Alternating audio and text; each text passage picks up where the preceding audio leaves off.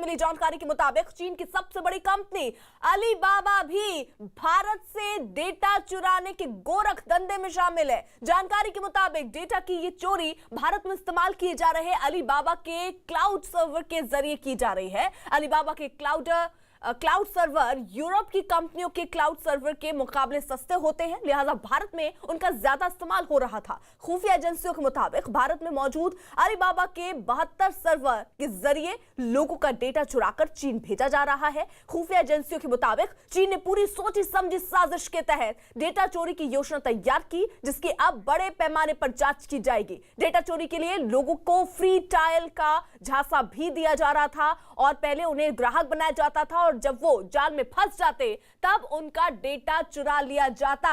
यानी विक्रांत, एक के बाद एक नए खुलासे, और इन खुलासों के साथ एक बात तो बिल्कुल साफ है कि चीन किस कदर गिर चुका है। एक के बाद एक साजिश कर रहा है विक्रांत। देखिए, इस पूरे मामले से एक बात तो पूरी तरीके से साफ हो जाती है कि भारत सरकार ने जो चीनी ऐप बैन की थी, जिन पर प्रतिबंध लगाया था, वो पूरी तरीके से जायज था और सरकार ने अपने देश की एकता, अखंडता, संप्रभुता को ध्यान में रखते हुए वो बैन प्रतिबंध लगाए थे। जिस तरीके से ये टॉप इंटेलिजेंस सोर्सेज के जरिए खबर मिल रही है कि अलीबाबा जो क्लाउड सर्वर है वो भी पूरी तरीके से जिम्मेदार हैं भारत से डाटा चोरी करने के लिए, और भारत में करीब 72 सर्वे हैं जो चीन में भारत के डाटा को पहुंचा रहे हैं, जो एक पूरी तरह से कहा जा सकता है कि पूरे सिस्टमैटिक तरीके से चाइना ने पूरा गेम प्लान तकनीक का फायदा उठाते हुए, तकनीक का सहारा लेते हुए पूरा तैयार किया था। और इस मामले में भारत सरकार के सूत्रों का भी ये कहना है कि एक बड़े पैमाने पर जांच जल्दी शुरू होगी और जिस तरीके से वो फ्री ट्रायल देने के नाम पर भारतीय कस्टमर्स को ट्रैप करते थे, वो सब चीजें भी इस मामले में जांच की जाएगी। तो बड़े पैमाने पर इसमें जांच की जाएगी। और बिल्कुल, यानी विक्रांत, लेकिन इसको इस चीज से समझिए कि अलीबाबा के 72 सर्वर है और उसके जरिए लोगों का डेटा चुराकर चीन भेजा जा रहा था। यानी कितना ज्यादा डेटा भारत का चुराकर चीन भेजा जा रहा था। देखिए, इस बात को लेकर के लगातार कयास लग रहे थे बहुत पहले से कि चीन की जो कंपनियां जो मोबाइल ऐप काम कर रही हैं वो डाटा उनमें सुरक्षित नहीं है और उनसे डाटा चोरी हो रहा है।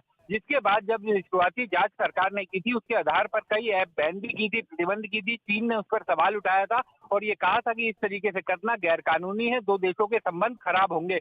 लेकिन अब भारत के जो भी अंदेशे थे, जो भी भारत कह रहा था, वो पूरी तरीके से सच दिखाई दे रहा है, क्योंकि जांच में साफ नजर आ रहा है कि अलीबाबा जैसी बड़ी कंपनी भी अगर इस तरीके से डाटा चोरी के काम में लगी हुई थी तो इससे अंदाजा लगा सकते हैं कि किस तरह से, किस बड़े पैमाने पर यानी नीतीश, अब समझिए अलीबाबा जैसी बड़ी कंपनी अगर चीन की इस काम में लगी है तो छोटी कंपनियों का क्या हाल होगा। तो इसका नतीजा क्या ये निकलना चाहिए कि अब सारे जो ऐप है चीनी वो बंद कर दिए जाएं?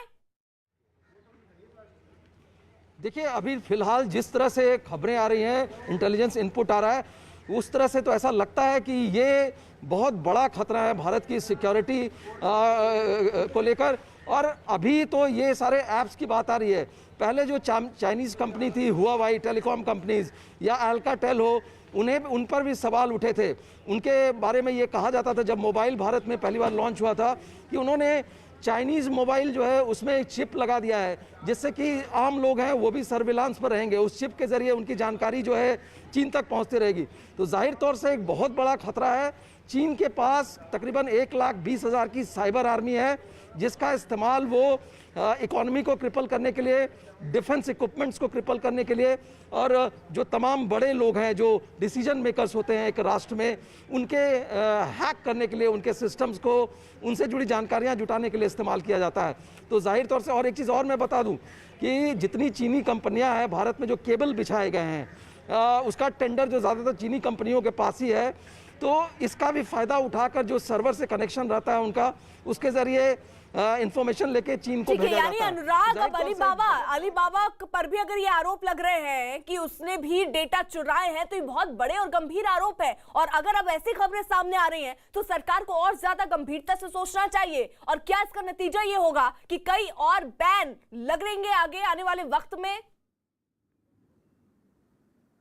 देखिए, बिल्कुल ये लिस्ट बहुत लंबी होने वाली है, इसमें कोई शक नहीं है, क्योंकि मैं आपको चीन का जो साइबर आर्मी है उसका काम करने का तरीका बता दूं कि जितनी भी कंपनियां भारत में काम कर रही हैं चीन की, उनके ज़्यादातर के जो सर्वर्स हैं वो चीन में बेस्ड हैं, उनके क्लाउड्स जो हैं वो भारत से बाहर बेस्ड हैं और उनका एक्सेस उनको पीएलए को देना पड़ता है। ये एक नेसेसरी कंडीशन, अनसेड कंडीशन है चीन की सेना की कि जो चीनी कंपनियां दूसरे देशों में जाकर के काम करती हैं उनका एक एक्सेस पीएलए के पास होता है। इस वजह से आप देखिएगा कि जब भारत सरकार अब ये कह रही है कि लार्जर इन्वेस्टिगेशन की जरूरत है उसमें और लगातार इन्वेस्टिगेशन हो रहा है, तो ये लिस्ट बढ़ती जाएगी। एक के बाद एक ऐप बैन होंगे, एक के बाद एक वेबसाइट का लिंक निकल करके आएगा। जब भारतीय जो साइबर जो टीम है वो जब काउंटर नैरेटिव पर काम करेगी, वो जब वापस उनका चेन पकड़ने की कोशिश करेगी, तो आप देखिएगा कि सारी कंपनियां लगभग इन्वॉल्व होंगी इस पूरे नेक्सस में। और कुछ कंपनियां जानबूझकर, तो कुछ कंपनियों को मालूम भी नहीं होगा कि उनके सर्वर का इस्तेमाल किया जा रहा है, क्योंकि एक्सेस देना,